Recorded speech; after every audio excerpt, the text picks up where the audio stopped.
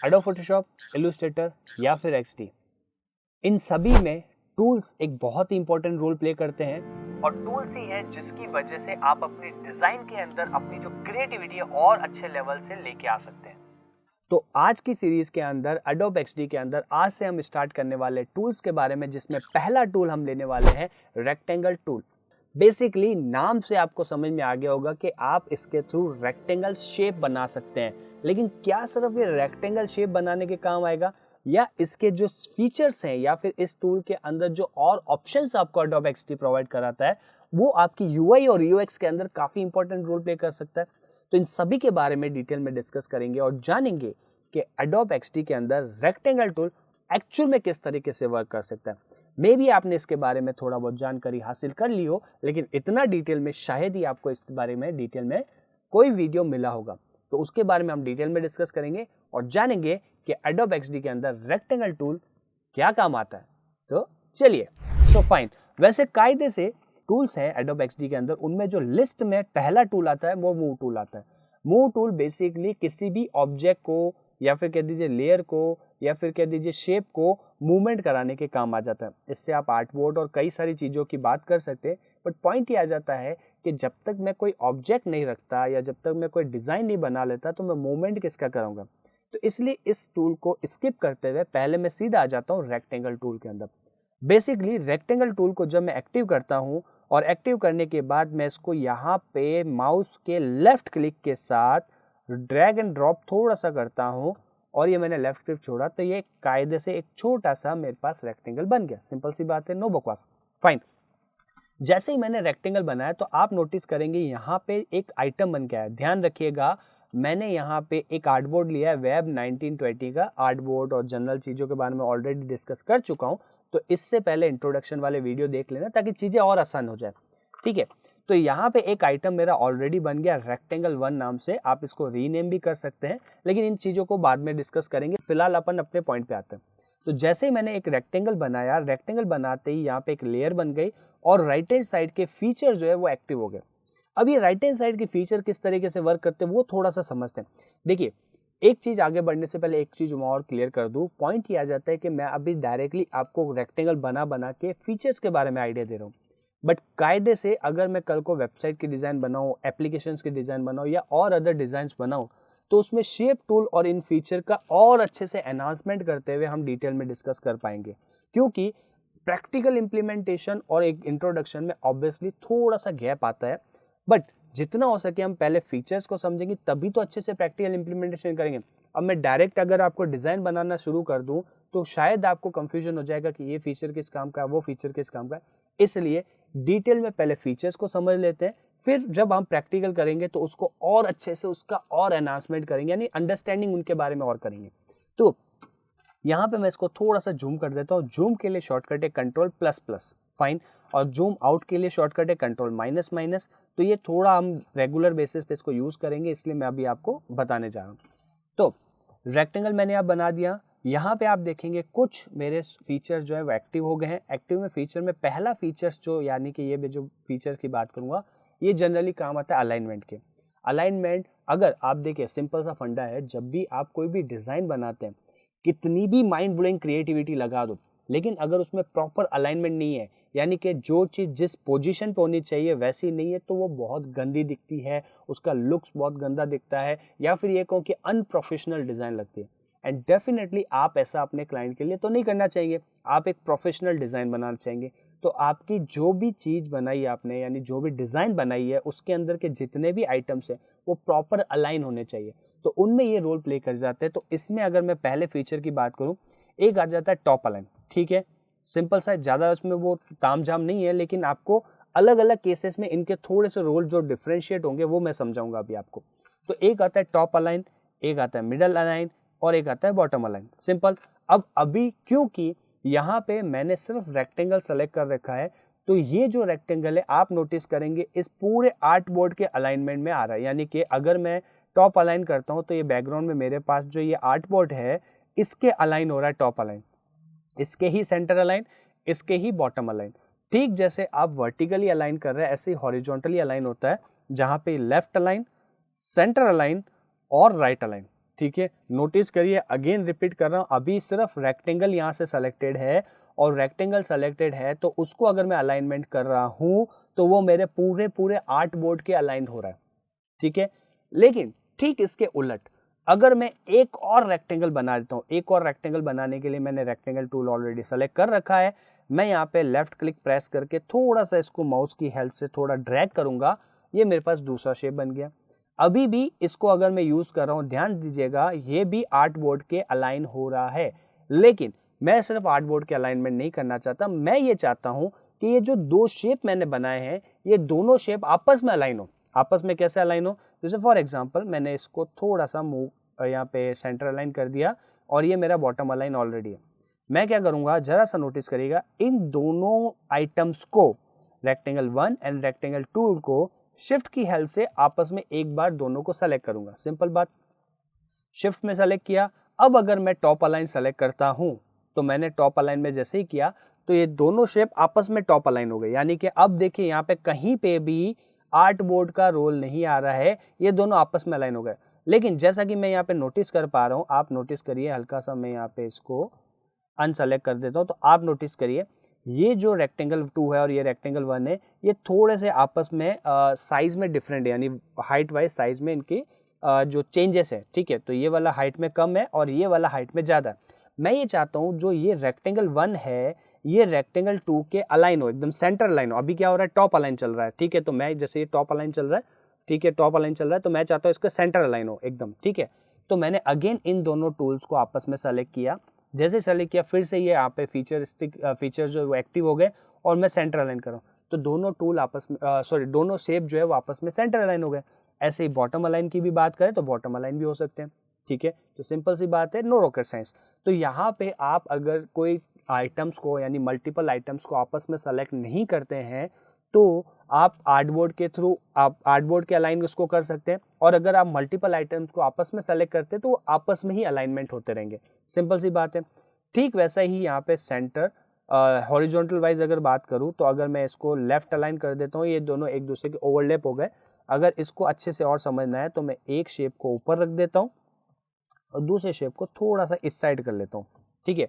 Again in दोनों को मैंने सेलेक्ट किया, ये मैंने लेफ्ट अलाइन किया, ये मैंने सेंटर अलाइन किया और ये मैंने राइट अलाइन किया। तो आप नोटिस कर रहे होंगे कि दोनों में आपस में अलाइनमेंट किस तरीके से हो रहा है। तो सिंपल सी बात है, इसमें कुछ ऐसा एक रॉकेट साइंस नहीं है। तो ओवरऑल ये फीचर जो काम आता है वो अलाइनमेंट के काम आता है। लेकिन अगर मैं इसमें थोड़ा सा और इलेबोरेट करूँ, जैसे मैं छोटे छोटे क्या करता हूँ, छोटे छोटे और रेक्टेंगल्स बना देता हूँ। मैं हाइट वाइज उनको सेम रख रहा हूँ ताकि आपको दिखने में आसानी हो, विड्थ वाइज मैं इतना फोकस नहीं कर रहा हूँ, लेकिन मैंने छोटे छोटे यहाँ पे रेक्टेंगल बना दिए, ठीक है। अब ये जितने भी मैंने रेक्टेंगल बनाए यहाँ पे, आप नोटिस करेंगे कि कोई रेक्टेंगल आपका जो है वो थोड़ा कम गैप रख रहा है, थोड़ा ज़्यादा गैप रख रहा है। ये मान लो इस तरह से मैंने इसको अनसिमेट्रिक तरीके से मतलब एडजस्ट कर लिया, ठीक है। तो आप नोटिस करेंगे ये आपस में किसी भी तरीके से अलाइन नहीं है, ठीक है। कोई कम गैप है, कोई ज़्यादा गैप है, इस तरीके से। लेकिन जैसे ही मैं इन सबको एक साथ सेलेक्ट करता हूँ तो मेरे पास अलाइनमेंट में दो और ऑप्शन सेलेक्ट हो जाते हैं। एक आ जाता है डिस्ट्रीब्यूट हॉरिजॉन्टली और एक आ जाता है डिस्ट्रीब्यूट वर्टिकली। तो अभी क्योंकि मुझे हॉरिजॉन्टल यानी कि इस तरीके से इनका आपस में ही गैप जो है वो बराबर करना है, तो मैं हॉरिजॉन्टली डिस्ट्रीब्यूशन की बात करूंगा। और जैसे ही मैंने क्लिक किया आप नोटिस करेंगे इनका आपस में ही जो गैप है वो इक्वल साइज में डिवाइड हो गया। हालांकि आप जब Adobe XD यूज करते हैं तो इसमें बीच बीच में आपने नोटिस किया होगा, मैंने जैसे जैसे ग्रिड को ऐसे आपस में मैं थोड़ा बहुत जैसे मूवमेंट करा रहा हूँ, ठीक है। मूव टूल जब समझेंगे तो और थोड़ा सा एलिब्रेट करूंगा, लेकिन मैं जैसे जैसे मूवमेंट करा रहा हूँ तो आप नोटिस करेंगे ये सारे के सारे जो है शो कर रहा है, मतलब बीच में देखिए गैप बता रहा है इनके बीच में कि अलाइनमेंट गैप कम है, ज़्यादा है, कितना गैप हो रहा है, ये सब बता रहा है। तो कायदे से इनकी टूल की इतनी नीड कई बार नहीं पड़ती है, बट जब ग्रुप बनते हैं, बहुत सारे लेयर्स होते हैं, तब ये प्रैक्टिकली मुश्किल हो जाता है कि एक एक को मैं जाके सेट करूँ। तो बेटर रहता है सीधा मैंने सेलेक्ट किया, एक साथ सेलेक्ट किया, एक साथ सेलेक्ट करते ही ये आपस में मेरे क्या हो गए, अलाइन हो गए, बात खत्म, नो रॉकेट साइंस, ठीक है। तो इस तरीके से मैंने क्या किया, ये अलाइनमेंट कर दिए। अब ठीक वैसा ही हो सकता है, फॉर एग्जाम्पल मुझे क्या करना पड़े, मुझे इनका एक और ग्रुप बनाना पड़े। अब ये मैं कैसे कर रहा हूँ, क्यों कर रहा हूँ, क्या कर रहा हूँ, ये सब मैं आपको जो मूव टूल पढ़ाऊंगा तब थोड़ा अच्छे से एक्सप्लेन करूंगा, लेकिन अभी थोड़ा कायदे से मैं और रेक्टेंगल आपस में बना देता हूँ, ठीक है, ताकि आपको कंफ्यूजन ना हो। मैं कायदे से और यहाँ पे बना देता हूँ रेक्टेंगल, ताकि आप ग्रिड वाइज अच्छे से समझ सके कि मैं बोलना क्या चाह रहा हूँ और करना क्या चाह रहा हूँ, ठीक है। और ये एक और मैं लेयर बना देता हूँ जनरल, ऊपर नीचे आपस में ऐसे ही मैंने बना दिया, सिंपल, फाइन। तो मैंने क्या किया, ये जो मेरे ग्रुप है, मतलब ये वाला जो मेरा फर्स्ट है, सॉरी, इनको मैंने क्या किया, सेलेक्ट कर दिया मूव टूल की हेल्प से, राइट क्लिक किया और इनको मैंने ग्रुप बना दिया। हालांकि शॉर्टकट है इसका कंट्रोल जी, ग्रुप काफ़ी बार काम आएगा आपके। सेम अगेन मैंने मूव टूल की हेल्प से, मैं कर कुछ नहीं रहा हूँ, बस मैं मूव टूल की हेल्प से क्या कर रहा हूँ, मूव टूल मैंने सेलेक्ट किया, मैं इनको शिफ्ट के साथ आपस में सेलेक्ट कर रहा हूँ और राइट क्लिक करके क्या कर रहा हूँ, ग्रुप बना रहा हूँ, दैट्स ऑल, और कुछ नहीं कर रहा हूँ, ठीक है। एंड अगेन मैं क्या कर रहा हूँ, जो लास्ट वाला है उसको भी मैं राइट क्लिक करके ग्रुप बना रहा हूँ, ठीक है। तो मेरे ये आपस में ग्रुप हो गए।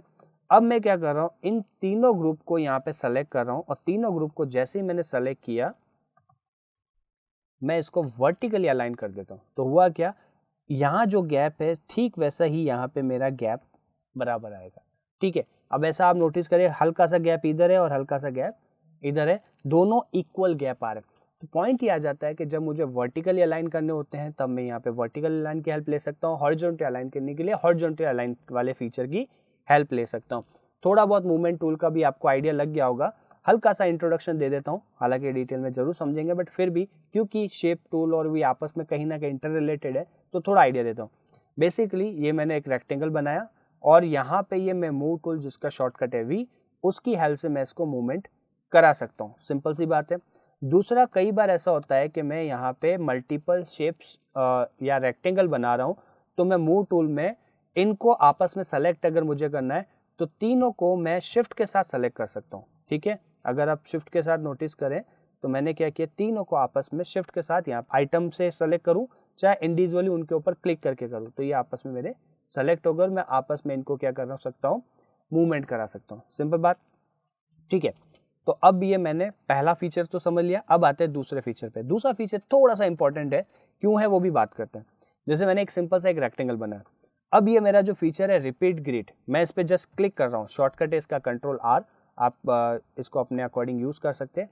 अब जब रिपीट ग्रिड में मैंने क्या किया, ये देखिए दो मेरे पास यहाँ पे पैनल एक्टिव हो गए, एक यहाँ पे इस तरीके से और एक दूसरा यहाँ पे मेरे पास, ठीक है। तो मैं जैसे ही इसको थोड़ा सा आगे करता हूँ, आप नोटिस करिएगा बीच में 20 का आपको अलाइनमेंट दिख रहा है, ये अगेन ये 20 20 20 और ये लास्ट का मैं इतना कर देता हूँ, ये मेरा डन, ठीक है।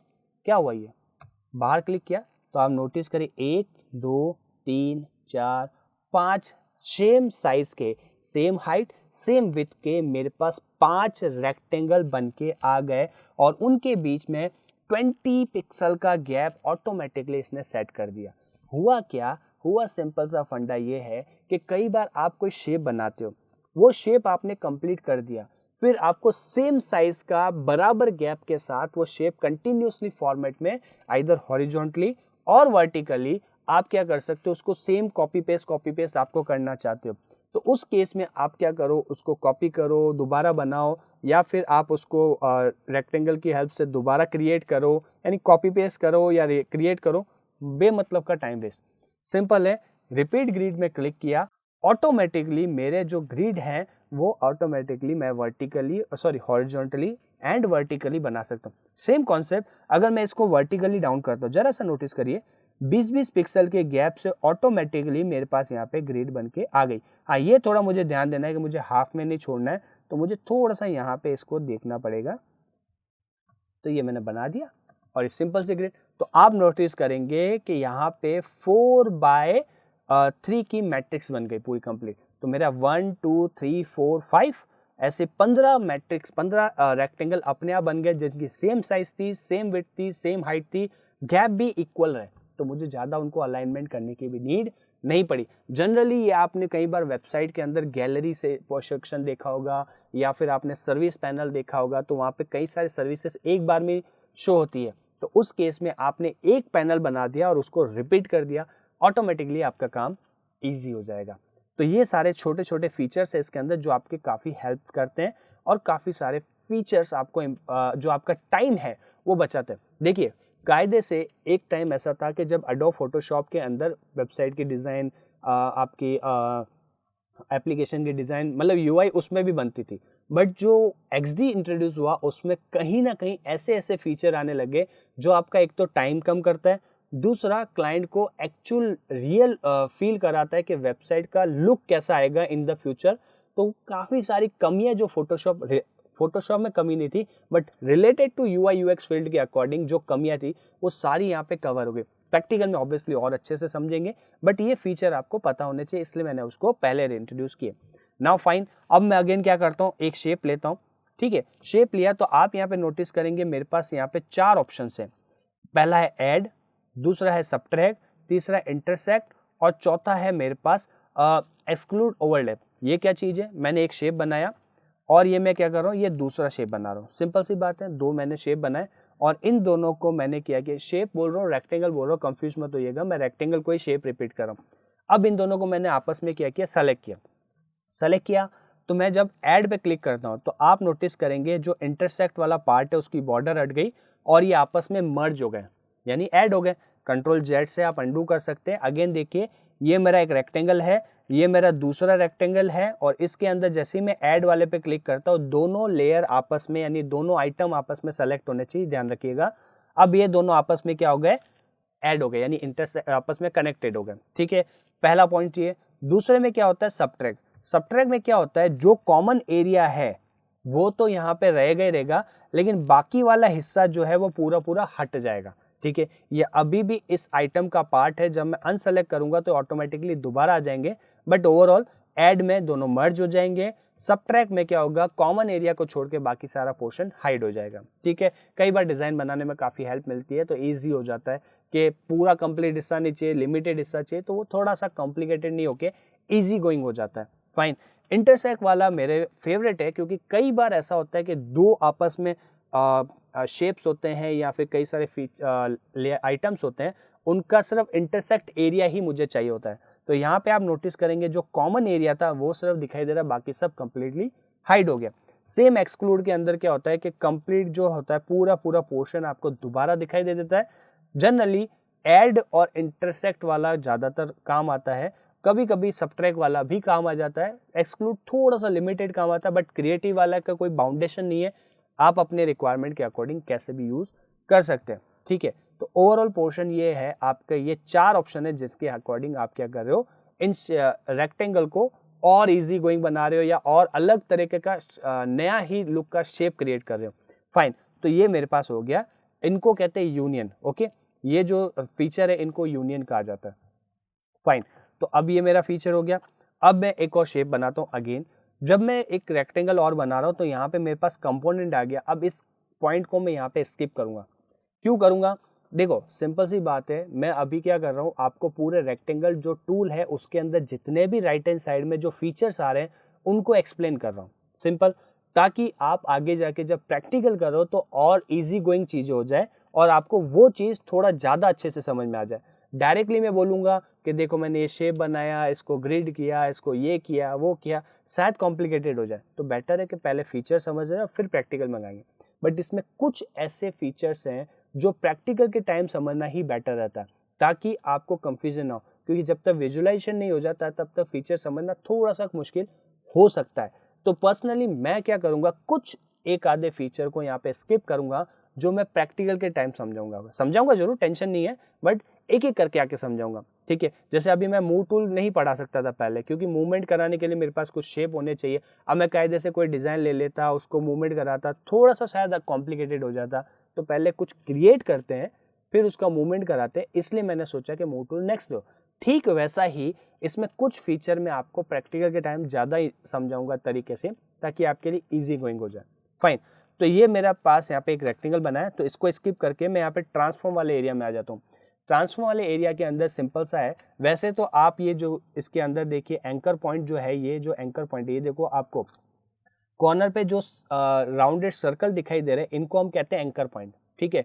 तो इन एंकर पॉइंट की हेल्प से आप इनको रीसाइज कर सकते हो, कोई प्रॉब्लम नहीं है। बट फिर भी आपको राइट हैंड साइड में एक फीचर दिया गया है कि आप इसकी जो विड्थ है वो अपने अकॉर्डिंग सेट कर सकते हो। जैसे मान लो मुझे 500 का एग्जैक्ट विड्थ का मुझे रेक्टेंगल चाहिए, 500 पिक्सल की बात हो रही है, ध्यान रखिएगा यहाँ पे जो साइजेस जितनी भी आएंगी वो सब पिक्सल्स में बात होगी, ठीक है। पिक्सल्स के बारे में ऑलरेडी डिटेल में जान चुके हैं, नहीं पता तो हल्का सा एक आइडिया दे देता हूँ। ये मेरी जो पूरी स्क्रीन है, यानी मेरी जो ये लैपटॉप की पूरी स्क्रीन है, इसका जो रिजोल्यूशन है 1920 विड्थ में है, 1920 यानी 1920, ठीक है। तो इतने ये छोटे छोटे पिक्सल्स में डिवाइडेड है, ठीक है। तो जितने ज़्यादा वो जो आपकी स्क्रीन का रेजोल्यूशन होता है, एक पर्टिकुलर एरिया में जितने पिक्सल होते हैं उसकी क्वालिटी उतनी अच्छी होती है। वेबसाइट के केस में जब आप कोई भी इमेज अपलोड करते हैं या कोई डिज़ाइन बनाते हैं तो वो बहुत हैवी नहीं होनी चाहिए, ताकि वेबसाइट का जो लोड टाइम है वो बहुत ज़्यादा ना होना चाहिए, ठीक है। तो एक स्टैंडर्ड साइज़ की जो इमेजेस हमें चढ़ानी होती है वो हम चढ़ाते हैं।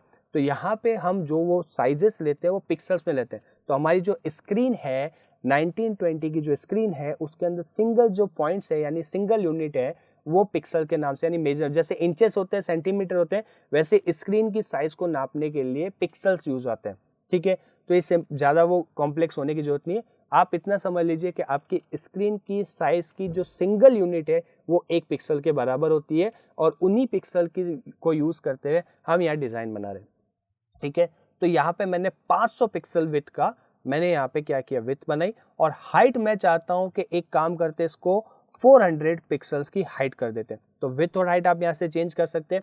उसके अलावा एक्स और ये जो वाई डायरेक्शन दिया हुआ है, एक्स वाई डायरेक्शन के अंदर क्या होता है कि ये जो आपका आर्ट बोर्ड है, ये कॉर्नर में ये जो कंप्लीट बैकग्राउंड में आर्ट बोर्ड है, इसकी एक्स से डायरेक्शन कितनी, मतलब एक्स, आपने ग्राफ जनरली मैक्स में ग्राफ वगैरह देखा ही होगा, एक्स एंड वाई करके ग्राफ जो होता है, ठीक वैसा ही है। तो मैं ये चाहता हूँ कि लेफ्ट कॉर्नर से यानी आर्ट बोर्ड के लेफ्ट कॉर्नर से 200 पिक्सल का गैप हो। तो मैंने 200 में गैप कर दिया, तो यहाँ पे 200 पिक्सल का गैप हो गया।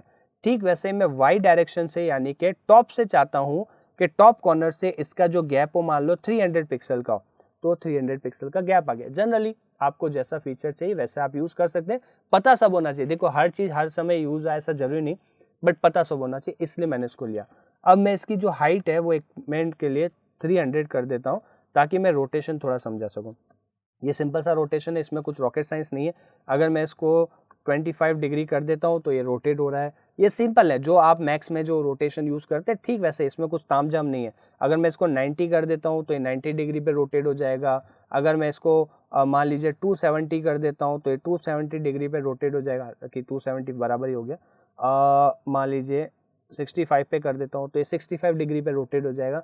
तो सिंपल सी बात है, ये रोटेशन का, इसमें कुछ तामझाम ऐसा है नहीं, तो कंफ्यूज होने वाली बात नहीं है। पोर्शन है ये वाला पोर्शन, ये मैं आपको अगेन प्रैक्टिकल के टाइम समझाऊंगा, क्योंकि ये कहीं ना कहीं अलाइनमेंट और आपकी जो डिज़ाइन है उसको लेके आ जाता है। तो ये कुछ फीचर मैं यहाँ पे स्किप करूंगा।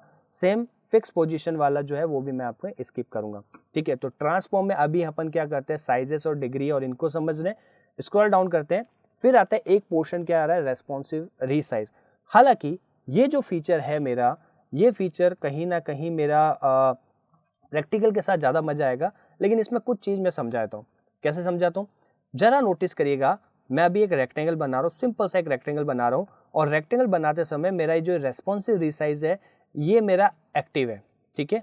अब इसी रेक्टेंगल के अंदर मैंने एक और रेक्टेंगल बनाया, वो भी मेरा रेस्पॉन्सिव रीसाइज के अंदर सेट है, ठीक है।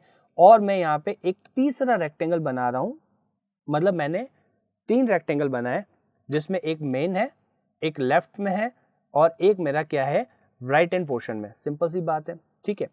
अब मैं क्या कर रहा हूं, इन तीनों को आपस में सेलेक्ट कर रहा हूं। फाइन, सिंपल सी बात है। अब जरा नोटिस करिएगा, यहां पे ये करीब मान लीजिए, एग्जांपल के लिए मान लेते हैं, ये मान लीजिए 30 पिक्सल का गैप है। अंदर के जो लेफ्ट हैंड साइड में रेक्टेंगल है उसके बाहर के रेक्टेंगल साइड में एग्जांपल के तौर पे मान लीजिए 30 पिक्सल का गैप है, और ये जो राइट हैंड साइड का जो रेक्टेंगल है वो बाहर के रेक्टेंगल के मान लीजिए 10 पिक्सल का गैप है। समझाने के लिए एग्जैक्टली कितना मैं अभी काउंट नहीं कर रहा हूं, बट हाँ समझाने के लिए, ठीक है। तो जरा आप नोटिस करिए, मैं इसको बाहर वाले रेक्टेंगल को मैं कर रहा हूं रीसाइज। तो आप नोटिस क्या करेंगे, जरा सा ध्यान दीजिएगा, एक हल्की सी वॉयलेट कलर की यहाँ पे लाइन बन के आ गई। आप नोटिस करिए लेफ्ट वाला रेक्टेंगल हो चाहे राइट वाला रेक्टेंगल हो, इन द दोनों में जो लेफ्ट एंड राइट में जो गैप है वो फिक्स हो गया, यानी कि उसको उसने छेड़छाड़ नहीं करी। लेकिन मैं क्योंकि बड़े वाले रेक्टेंगल को रिसाइज कर रहा हूं तो वो इनके बीच का गैप बराबर कर रहा है या फिर मतलब बड़ा कम रहा है, लेकिन इंटरनल जो है मेरे पास जो शेप्स हैं या फिर रेक्टेंगल हैं उनकी भी रिसाइज वो नहीं कर रहा है। सिर्फ क्या किसकी रिसाइज हो रही है, सिर्फ आउटर वाले की रिसाइज हो रही है, यानी आउटर वाला जो रेक्टेंगल है उसका रिसाइज हो रहा है लेकिन इंटरनल वाले का नहीं हो रहा है। यहीं पे अगर मैं इसको अनचेक कर देता हूँ और अब अगर मैं इनको आपस में सेलेक्ट करके रिसाइज करता हूँ, क्योंकि मैंने तीनों लेयर सेलेक्ट करी है इसलिए तीनों का तीनों रिसाइज हो रहे हैं। जरा नोटिस करा आपने, यानी कि सिर्फ बाहर वाला अगर मैं रेस्पॉन्सिव ग्रिड पे यानी रेस्पॉन्सिव रिसाइज पे सेलेक्ट करके रखता तो अंदर के एलिमेंट्स को रिसाइज नहीं करता, बस वो आपस में एडजस्टमेंट कर देता। लेकिन बाहर जैसे मैंने उसको अनसेलेक्ट किया वो तीनों के तीनों आपस में क्या हो गई, रिसाइज हो गई। सेम फीचर आप वर्टिकली भी करते तब भी सेम फीचर काम आता, गैप वो उतना का उतना ये क्या करता, मेंटेन करता। ठीक है, सिंपल सी बात है इसमें। अब ये कब काम आता है, ऑब्वियसली जब आप वेबसाइट बनाते हैं इसको प्रैक्टिकली, इसलिए मैंने कहा कि ये प्रैक्टिकली भी समझना सही रहेगा और ऐसे भी समझना सही रहेगा। ठीक है, तो अब अगर मैं मान लो WS Cryptek की वेबसाइट ओपन कर लेता हूँ समझाने के लिए अभी, ताकि आपको क्लियर हो जाए कि मैं कहना क्या चाह रहा हूँ। ठीक है, मैंने ये किया, राइट एंड क्लिक किया, इंस्पेक्ट किया, ठीक है, और ये मोबाइल रेस्पॉन्सिव वाला पोर्शन मैंने ओपन कर दिया। तो एक तरफ मेरे पास मोबाइल रेस्पॉन्सिव की जो साइज है वो है। डेस्कटॉप के अंदर क्या होता है, अपने पास एरिया काफ़ी अच्छा होता है, तो आप उसके अंदर जो भी एलिमेंट या आइटम बनाते हैं वो आप 1 बाय 1 करके हॉरिजॉन्टली बनाते हैं। बट मोबाइल में होती है साइज कम, तो उसकी वजह से जो हिस्सा जो हिस्सा हॉरिजॉन्टली आप सेट करते हैं उसको वो वर्टिकली ले लेता है। मैं यहाँ पे दोनों तरफ WS Cryptek की वेबसाइट ओपन कर देता हूँ। ठीक है, तो यहाँ पे आपको मैं जरा सा एक पोर्शन दिखा देता हूँ, इसको थोड़ा सा मैं बड़ा कर देता हूँ ताकि आपको इजीली दिखे। हाँ, अब देखिए सिंपल सा, देखिए यहाँ पे ये मेरा डेस्कटॉप की साइज में है और ये मेरा मोबाइल में कैसा दिखेगा वो है सिंपल। तो यहाँ आप नोटिस करिए ये जो एक आइकन है, ये जो एक इमेज है यहाँ पे राइट हैंड साइड में और लेफ्ट हैंड साइड में मेरे टेक्स्ट है एंड मेरे पास क्या है, 2 बटन है। ठीक है, तो मेरे पास एरिया इतना था कि मैं इन दोनों को आपस में ऐसे सेट कर सकता था। लेकिन जब मैं यहाँ पे मोबाइल में आता हूँ तो मेरा जो राइट हैंड पोर्शन वाला जो इमेज है उसको कर दिया ऊपर और मेरा जो लेफ्ट हैंड पोर्शन वाले जो टेक्स्ट है उसको कर दिया नीचे। ठीक है, तो हो क्या रहा था, वर्टिकली हॉरिजॉन्टली एरिया नहीं आके अब ये वर्टिकली हो गया। अब मैं सिंगम वाले स्टाइल नहीं कर रहा हूँ तो वो थोड़ा मत समझिएगा, बट समझाने के लिए क्या हो रहा है, पॉइंट ये हो रहा है कि डेस्कटॉप में एरिया बड़ा होता है तो सब कुछ चीज़ें क्या होती है, हॉरिजॉन्टली सेट होती है। जैसा कि अभी हम यहाँ देख रहे हैं, एक मेरी इमेज है और एक मेरा टेक्स्ट है। ठीक है, लेकिन यही चीज़ मोबाइल में आके कुछ इस तरीके से दिखाई दे जाती है, सिंगम। चलो, तो ओवरऑल पॉइंट क्या आ जाता है कि ये रेस्पॉन्सिवनेस हमें ज़रूरत पड़ती है। तो मोबाइल में आपकी डिज़ाइन प्रॉपर तरीके से दिखाई दे उसके लिए भी कहीं ना कहीं ये जो टूल है वो हेल्प कर देता है। तो वो प्रैक्टिकली हम ज़्यादा अच्छे समझेंगे, बट अभी के लिए आपको ये आइडिया तो लग गया कि इस फीचर का काम क्या है। ठीक है, तो ये सिंपल सा मेरा यहाँ पे रेक्टेंगल वाला पोर्शन हो गया। तो अगेन मैं इसको एक और रेक्टेंगल बना देता हूँ और बाकी पोर्शन पे थोड़ा सा मैं आगे जाता हूँ। बाकी पोर्शन को समझने के लिए मैं क्या करता हूँ, पहले इनको एक बार के लिए स्किप करके सीधा यहाँ पे आता हूँ। पहले मैं क्या कर देता हूँ, इसका कलर फिल कर देता हूँ, फिल यानी इंटरनल कलर। ठीक है, अभी इसका इंटरनल कलर मैं कर देता हूँ रेड। इसमें कुछ तामझाम है नहीं, यहाँ पे आप इसका शेड यूज कर सकते हैं। ठीक है, हाँ, थोड़ा समझने के लिए देखो ये क्या है, कलर पिकर। कलर पिकर में ये जो बार आपको दिखाई दे रही है इसको कहते हैं ह्यू बार, सिंपल। तो ये जो ह्यू बार है इसमें मल्टीपल कलर्स है जिसको आप अपनी सुविधा अनुसार सेलेक्ट कर सकते हैं। ठीक है, और यहाँ पे आप जो इनका कलर है इनका सैचुरेशन एंड ब्राइटनेस को देके आप कर सकते हैं। यानी कि आप जैसे से राइट हैंड साइड में जाएंगे वाइटनेस यानी ये थोड़ा ब्राइट होता जाएगा और बॉटम में जाएंगे तो ये थोड़ा डार्क होता जाएगा। तो ये इसमें ज़्यादा मुझे बताने की ज़रूरत है नहीं, आपको दिखाई ये क्लियर दे रहा है। और मैं कलर कोड और उनमें टेक्निकली अभी नहीं जाऊँगा क्योंकि इसके लिए मैं सेपरेट पॉइंट लूँगा। बट क्योंकि बचपन से आप कलर पिकर यूज़ करते आ रहे हो, चाहे वो माइक्रोसॉफ्ट पेंट में यूज़ कर रहे हो या अदर सॉफ्टवेयर में कर रहे हो, तो अभी आपको ये चीज़ें तो समझ में आ गई होंगी कि हो क्या रहा है। तो ये जो आपका कलर पिकर है, यहाँ से आप कलर सेलेक्ट कर सकते हो अपने अनुसार। इनको ट्रांसपेरेंट कितना भी चाहो कर सकते हो आपकी सुविधा अनुसार, क्योंकि पीछे बैकग्राउंड में व्हाइट कलर है, इसलिए इसको जितना ट्रांसपेरेंट किया बैकग्राउंड का कलर व्हाइट जो है वो दिखाई दे दिया। बट अभी के लिए इसको मैं पूरा डार्क कर देता हूँ। हेक्स कलर कोड, ये कुछ कलर कोड है जो जनरली आपके डेवलपर्स, जो वेबसाइट डेवलपर या एप्लीकेशन डेवलपर है उनके काम के हैं। बट अभी इन पॉइंट पे मैं डिटेल में नहीं जाऊँगा, इसको मैं सेपरेट कलर पिकर पे एक वीडियो बनाऊंगा, ताकि कलर कोड कौन से लेने चाहिए, कॉन्ट्रास्ट, काफ़ी मतलब एक जो कलर साइंस होता है ना उसको मैं सेपरेट समझाऊंगा, ताकि वो थोड़ा ईजी हो जाएगा। अभी के लिए आप इतना समझिए कि मैं क्या कर रहा हूँ, कलर जो है अपने सेलेक्ट कर रहा हूँ। ठीक वैसा ही अगर मुझे बॉर्डर देनी है तो मैं बॉर्डर का कलर भी दे सकता हूँ। मैं रेड के ऊपर मान लीजिए ग्रीन कलर का एक बॉर्डर दे देता हूँ। यहाँ पे थोड़ा मैं डार्क ग्रीन जरूर यूज करूंगा, ठीक है।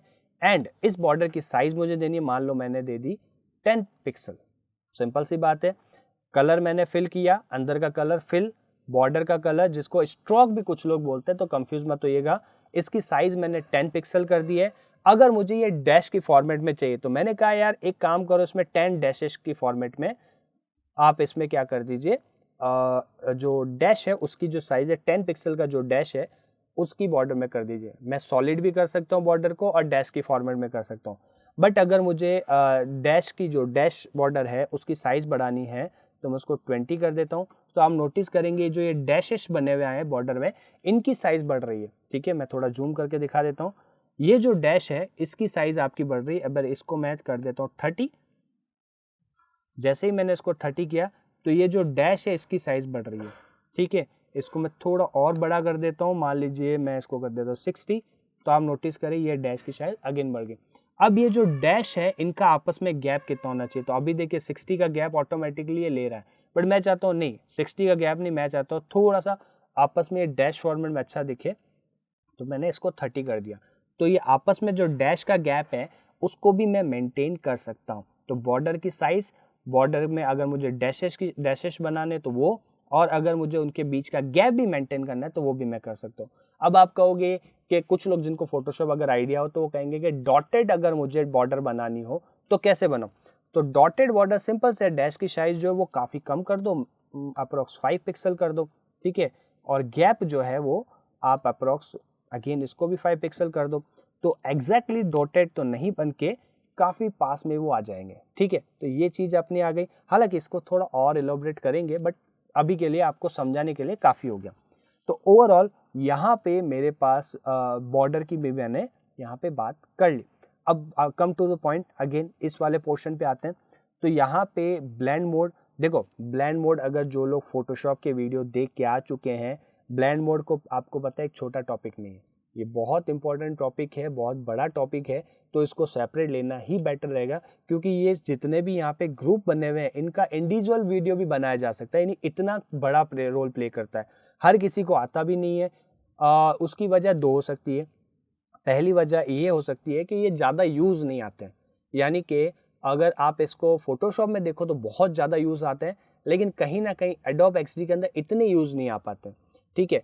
तो बट क्योंकि क्रिएटिव सॉफ्टवेयर है, आप अपने डिज़ाइन को क्रिएटिव बनाना चाहते हैं तो इनके बारे में पता होना चाहिए। मैं देखो इस पूरी सीरीज़ का फंडा एक सिंपल होगा कि आप अपने किसी भी फीचर को यूज़ करो अपनी सुविधा अनुसार, लेकिन आपको पता सबके बारे में होना चाहिए। भले यूज़ बाद में करो या नहीं करो, पता सबके बारे में होना चाहिए। तो ठीक वैसे ये भी एक इंपॉर्टेंट फीचर है ब्लेंड मोड। इंडिविजुअल ग्रुप जो इनके बने हुए हैं, यानी कि ये अगर मैं 3 पोर्शन की बात करूँ, इसको कहते हैं डार्कन ग्रुप, ये लाइटन ग्रुप, ये कॉन्ट्रास्ट ग्रुप, ऐसे ये ग्रुप बने हुए हैं। इनके इंडिविजुअल वीडियो भी बनाए जा सकते हैं, बट क्योंकि ज़्यादा यूज़ नहीं आते इसलिए इनके बारे में हर किसी को नॉलेज नहीं होती है। दूसरा, क्योंकि ज़्यादा यूज़ नहीं आते, हर किसी को नॉलेज नहीं होती, तो वो अपने जूनियर्स को इनको बताते नहीं है, तो वो वाला पोर्शन हो जाता है। बट हम सब पढ़ेंगे, लेकिन इसको थोड़ा लेटर ऑन करेंगे, फाइन। अब ओपेसिटी सिंपल सी, आपके जो रेक्टेंगल है या जो शेप है उसकी ट्रांसपेरेंसी को कम ज़्यादा करने वाला ही पोर्शन है। आप उसको फिल में कम ज़्यादा करना चाहते हैं, देखो एक क्वेश्चन क्या आ जाता है कि फिल में आपने ट्रांसपेरेंसी बढ़ा दी, फाइन, लेकिन बॉर्डर में कोई ट्रांसपेरेंसी नहीं बढ़े, यानी आपका बॉर्डर उसी सॉलिडनेस के साथ, मतलब जो कलर है कॉन्ट्रास्ट के साथ यूज आ रहा है। अब मैं इसको जूम करके दिखाता हूँ तो आप नोटिस करिए बॉर्डर में कहीं ट्रांसपेरेंसी नहीं आई, अंदर के फिल में ट्रांसपेरेंसी आई। ठीक इसके उलट अगर आप यहाँ पे फिल को एकदम डार्क कर देते हैं और बॉर्डर में आप ट्रांसपेरेंसी बढ़ा देते हैं तो सिर्फ बॉर्डर में ट्रांसपेरेंसी है, सिंपल। लेकिन जब आप ओपेसिटी को यूज करेंगे तो ये कंप्लीट आइटम या फिर कह दो लेयर को ट्रांसपेरेंट करेगा आपके अकॉर्डिंग, यानी जितना आप उसको परसेंटेज सेट करोगे उसके अकॉर्डिंग ये क्या करेगा, ट्रांसपेरेंट करेगा पूरे आइटम को। 0% यानी पूरा गायब कर देगा, 100% यानी पूरा सॉलिड कर देगा।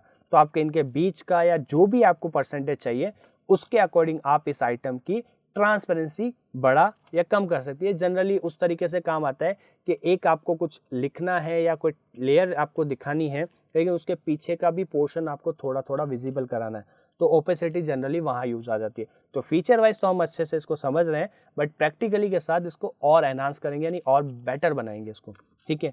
तो ये जनरली बॉर्डर के रिलेटेड है। यहाँ पे अलग अलग बॉर्डर के स्ट्रोक दिए हुए हैं। इन बॉर्डर को देखो किस तरीके से आ रहा है। एक आ रहा है आपके, देखो ये मेरा शेप था यानी रेक्टेंगल था, इसके अंदर की तरफ बॉर्डर बननी चाहिए। दूसरे वाले पोर्शन में देखो क्या हो रहा है, बाहर की तरफ बॉर्डर बन रही है। तीसरे वाले पोर्शन में आधी अंदर और आधी बाहर। तो ये मतलब आपकी जो बॉर्डर है या फिर कह दो स्ट्रोक है उसकी पोजिशनिंग के बारे में आ रहा है। तो ये 3 जनरल है, बाकी अलग अलग तरीके के बॉर्डर्स हैं जो आपको अलग अलग जगह काम आते रहेंगे। तो देखिए जरा सा, अब मैं इसको थोड़ा क्या इस वाले पोर्शन को थोड़ा जूम करके दिखाना चाहूंगा। जो कॉर्नर है मेरा, हालांकि ये आप चीजें चेक खुद भी देख देख के उसको यूज कर सकते हैं, बट मेरा काम है बताना, तो मैं सब बताऊंगा आपको। तो आप नोटिस करिए ये जो कॉर्नर, आप इसको नोटिस करना। मैंने फर्स्ट वाले पे क्लिक किया तो देखिए एग्जैक्टली इसमें एकदम 90 डिग्री के एंगल से बन के आ गया। लेकिन सेकंड वाले पोर्शन को क्लिक किया तो थोड़ा सा राउंडेड शेप आया। थर्ड वाले पे गया तो एक स्ट्रेट डायगोनल शेप आया। तो ये कॉर्नर को थोड़ा शेप देने के लिए और कुछ नहीं, ठीक है। तो इस तरीके से ये अलग अलग तरह के यहाँ पे आते हैं जो बॉर्डर की डिज़ाइन या शेप आप जैसी आपको पसंद है वैसे आप ले सकते हैं। जैसे ये 3 भी अलग अलग तरह के हैं, डॉटेड में आ गया, इसको मैंने थोड़ा अलग तरीके से प्रोजेक्टिव गैप आ गया, ऐसे करके आप देखिए अपने हिसाब से इसको सुविधा अनुसार यूज़ करिए, सिंपल। तो अभी मैं पोर्शन पे आ जाता हूँ अगेन सॉलिड पे, और इसको मैं अनचेक कर देता हूँ, ठीक है। तो ये थोड़ा कुछ बॉर्डर के साथ खेलने के कुछ फीचर्स हैं जो आप अपने सुविधा अनुसार यूज़ कर सकते हैं। अब यहाँ पे मेरे देखिए एंकर पॉइंट की अभी हमने बात की थी, सिंपल सी बात है, क्योंकि मुझे ये वाला ऑप्शन भी आपको समझाना है। तो ये मैंने एंकर पॉइंट की बात की थी, लेकिन इन एंकर पॉइंट के साथ आप देखिए अंदर और एक रोटेशनल पॉइंट है। अब इसको नाम मैं रोटेशनल पॉइंट नहीं, बस समझाने के लिए बोल रहा हूँ, ठीक है। तो इस पे जब मैं पॉइंट इसको लेके जाता हूँ, इस पे जैसे ही मैंने क्लिक किया और मैं इसको अंदर की तरफ यानी एकदम इस शेप के सेंटर पॉइंट की तरफ खींच रहा हूँ, लेफ्ट हैंड साइड मेरा लेफ्ट क्लिक माउस का मेरा एक्टिव है अभी, तो मैं इसको जैसे ऐसे देखो कर रहा हूँ, ये कुछ डिज़ाइन टाइप बन रही है। यानी हो क्या रहा है, बेसिकली मैंने रेक्टेंगल के कॉर्नर से मैंने इसको राउंडेड किया या फिर ये कह दो रेडियस प्रोवाइड की, ठीक है। जो राउंड होता है ना, इसको हम टेक्निकली रेडियस बोलते हैं। तो ये मैंने क्या किया, इनको रेडियस थोड़ा प्रोवाइड किया। तो जितना मैं इसको अंदर की तरफ ले रहा हूँ, इसके जो कॉर्नर एजेस है वो कर्व ही होते जा रहे हैं, यानी रेडियस इनको एक्स्ट्रा मिलती जाती है। तो कई बार ऐसा होता है कि आपको एग्जैक्टली शार्प 90 डिग्री के कॉर्नर नहीं चाहिए होते हैं, आपको थोड़ा उनमें रेडियस यानी राउंडेड चाहिए होते हैं, तो वो आप इसके कर सकते हैं। अगर बाई चांस ऐसा हो कि आप यहाँ से नहीं करना चाहते, लेफ्ट हैंड साइड फीचर से करना चाहते हैं, तो सिंपली देखिए यहाँ पे इसका एक पॉइंट है, यानी ये सेकंड नंबर पॉइंट है, इस पर मैंने क्लिक किया। यहाँ पे टॉप, ध्यान रखिएगा घड़ी की सुई की तरह बात करेंगे, टॉप, राइट, बॉटम, लेफ्ट, ठीक है। तो अगर मैं ये चाहता हूं कि टॉप का कॉर्नर, सॉरी टॉप इस तरफ लेफ्ट के साइड अगर मैं बात करूं, ये वाला corner top right, sorry top left, इसकी बात करूं तो इसकी रेडियस मैं पर्सनली चाहूंगा मान लो 90 पिक्सल का रेडियस हो। तो देखिए थोड़ा सा इसमें चेंजेस आ गया, ये थोड़ा ज़्यादा हो गया, फाइन। यहीं पे अगर मैं राइट टॉप कॉर्नर की बात करूं तो इसकी मैं बात करूंगा, मेरे को चाहिए ये 0, अपनी सुविधा अनुसार समझाने के लिए ताकि आप समझ सकें, ठीक। ऐसे ही बॉटम लेफ्ट राइट कॉर्नर की बात करूं तो ये थर्ड पोर्शन मेरा आ जाता है 0, और इसी कोई मैं यहाँ पे बॉटम लेफ्ट कॉर्नर की बात करूं तो इसको मैं कर देता हूँ 90। तो आप क्या कर सकते हैं, थोड़ा इस तरीके का भी शेप बना सकते हैं कि इंडिविजुअल अगर मेरे को राउंड अपने सुविधा अनुसार देना है तो भी मैं कर सकता हूँ। जैसे मान लो मुझे सारे के सारे नहीं चाहिए थे तो मैंने सबको 0 0 सेट कर दिया, ओनली टॉप लेफ्ट कॉर्नर को मैंने 90 पिक्सल का रेडियस दे दिया, सिंपल। तो इस तरीके से भी आप शेप बना सकते हो। हालांकि ये आप फीचर जो है राइट हैंड पोर्शन में इस रेडियस वाले फीचर को मूव टूल की हेल्प से बड़ी आसानी से कर सकते हो, बट क्योंकि अभी हम फीचर्स को अच्छे से समझना चाह रहे हैं इसलिए मैंने उस पॉइंट को आपको बताया ताकि कल को कोई दिक्कत ना आए। फाइन, तो ये सिंपल से आपके रेडियस करने के फीचर्स हैं और कुछ नहीं। और जब मैं इंडिविजुअली नहीं देख के एक ओवरऑल वापस से सेट करना चाहता हूं तो मैंने फर्स्ट वाले ऑप्शन को किया, तो सेम रेडियस सब पे चारों तरफ अप्लाई हो गई, ठीक है। हालांकि मूव टूल्स और माउस से ये थोड़ा इजी हो जाएगा, बट यहाँ पे ये फीचर क्या काम आते हैं आपको पता होना चाहिए। कई बार मैंने अपने करियर में नोटिस किया है लोग XD में डिज़ाइन बनाते हैं और काफ़ी तरीके की और बहुत बढ़िया क्लासिक डिज़ाइन बनाते हैं, मतलब उनकी क्रिएटिविटी आप देखोगे ना तो ऐसा लगेगा बहुत प्रोफेशनल डिज़ाइनर है, लेकिन बाई चांस अगर उनसे किसी फीचर के बारे में पूछ लिया जाए तो उनको पता नहीं। अब एक तरफ जरा, हालांकि इसको मैं गलत वे में मत लीजिए, बट एक पॉइंट मैं समझा रहा हूँ कि एक तरफ आपका एक्सपीरियंस है 3 से 4 साल, ठीक है, आप बहुत शानदार डिज़ाइन बना रहे हैं, लेकिन जूनियर आया और जूनियर ने बोला सर इस फीचर का क्या रोल है, फिर आपको मुझे पता ही नहीं, तो कितना वो थोड़ा ऑड सा फील हो जाता है, कितना वो ऐसा माहौल क्रिएट हो जाए, एनवायरनमेंट हो जाता है कि भाई क्या मतलब बताऊं इसको। क्योंकि देखिए आप एक्सपीरियंस तो लेते जाते हैं, चीज़ें समझते जाते हैं, क्रिएटिविटी बढ़ाते जाते हैं, लेकिन क्योंकि आपके जूनियर्स कल को आएंगे, कोई और बंदा आपका आएगा या कल को आपसे इंटरव्यू भी ले ले, सीख आपको आ गया, क्रिएटिविटी सब कुछ अच्छे से आ गई, लेकिन कल को कोई इंटरव्यूअर आ गया और उसने आपसे पूछ लिया ये फीचर किस काम का है और आपको पता नहीं, तब भी आप फंस गए। तो पॉइंट ये आ जाता है क्रिएटिविटी, नॉलेज सब बढ़ाओ, लेकिन साथ में बेसिक फंडे भी ध्यान रखो ताकि कहीं फंसो नहीं, चाहे वो इंटरव्यू में ना फंसो, चाहे कोई जूनियर आपसे ना पूछ ले, कल को कोई सीनियर आपसे ना पूछ ले, कोई भी पोजीशन हो सकती है, इसलिए आपको उस तरीके से फीचर सारे पता होने चाहिए। फाइन, तो ये सारी चीज आ गई। अब यहाँ पे इनर शेडो, ड्रॉप शेडो और ये बैकग्राउंड ब्लर, नाम से हालांकि क्लियर हो गया, लेकिन इसको मैं प्रैक्टिकल में समझाऊंगा। एक बार समझाने बताने के लिए कि इनर शेडो बेसिकली इसके अंदर की तरफ अगर मुझे शेडो देनी है तो वो इस पूरे रेक्टेंगल के अंदर की साइड शेडो दे देगा, ड्रॉप शेडो इसके आउटर की तरफ शेडो दे देगा। तो ये इफेक्ट्स है कुछ जो आपके काम आ सकते हैं अपने डिज़ाइन को और क्रिएटिव करने में, बट इसको मैं डायरेक्टली प्रैक्टिकल के साथ समझाऊंगा, क्योंकि अभी मैं कुछ भी बना के दिखाऊंगा, दिखने में वो थोड़ा ऑड सा लगेगा, लेकिन ओवरऑल वो काफ़ी, जब प्रैक्टिकल के साथ करूंगा तो काफ़ी क्लासी दिखेगा। थोड़ा क्या मेंटेलिटी भी होती है कि भाई फीचर तो समझ ले लेकिन इनका कोई इतना मतलब है कि नहीं है, बट प्रैक्टिकल के साथ वो जब क्रिएटिव दिखते हैं तो और अच्छे से इंटरेस्ट आता है। तो बेटर है कि इनको बेमतलब का मैं और कॉम्प्लेक्स बनाऊं। जितने फीचर आपको समझने चाहिए थे प्रैक्टिकल से पहले वो मैंने आपको सारे समझा दिए, अब जब प्रैक्टिकल करेंगे तब डिटेल में उसको अच्छे से समझेंगे। तो ओवरऑल ये आपका था रेक्टेंगल टूल जिसको अभी हमने समझा। अगेन रिपीट कर रहा हूं, प्रैक्टिकल से पहले आपको जो फीचर समझने चाहिए वो समझाए, इंटरव्यू के हिसाब से या हर वो पॉइंट के हिसाब से आपको बेसिक फंडे क्लियर होने चाहिए, उसके अकॉर्डिंग ये फीचर समझाए।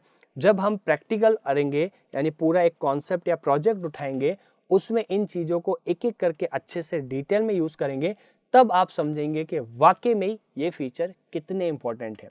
तो ओवरऑल ये था आपका एडोब XD का पहला टूल, रेक्टेंगल टूल। नेक्स्ट आगे वाले वीडियो में हम मूव टूल्स और बाकी टूल की बात करेंगे, और इस वीडियो में ओवरऑल हमने कंप्लीट बात की रेक्टेंगल टूल के बारे में। सो आई होप आपको कॉन्सेप्ट क्लियर हो गया होगा। बाई चांस कोई डाउट है, कोई कंफ्यूजन है, कोई भी पॉइंट है तो आप मुझे शेयर करिए, मैं उस पर रिप्लाई करूंगा ताकि आपकी नॉलेज लेवल को और एनहांस कर सकूं। सो फिलहाल इस वीडियो को यहीं रैप अप करेंगे और आगे आने वाले वीडियो में कंटिन्यूली डिस्कस करते रहेंगे एडोब XD के बारे में। So thank you so much, keep enjoying.